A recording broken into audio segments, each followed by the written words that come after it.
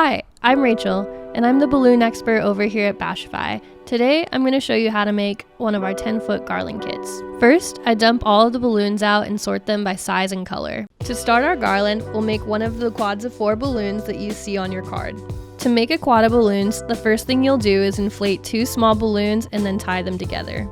Pro tip, I always let a little bit of air out by pushing the balloons against my body, and this gives them a more round shape.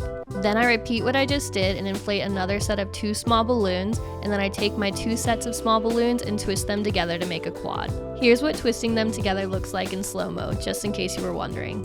Putting together your small and medium and small and large pairs is really similar. You'll just inflate a small balloon with a medium or large balloon and tie them together like you see here. Go through the pattern on your card 4 times, setting aside the balloons as you inflate them. Once you've inflated all of your balloons, it's time to assemble your garland. To start stringing your garland, you'll pull 3 feet or an arm's length of fishing line out and tie a knot around the starting quad. Then you'll grab the next set of balloons in the pattern, which is one of the small and medium pairs. You'll place that in a spot where it fits, and then you'll wrap your fishing line around to secure it. I usually do this twice in a kind of figure 8 move, and then I grab my next set of balloons and keep going until I've used them all.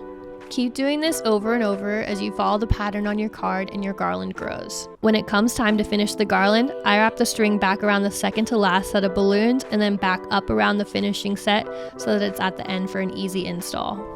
And there you go, you did it! Thank you so much for grabbing one of our kits and watching, and we hope you have an amazing party.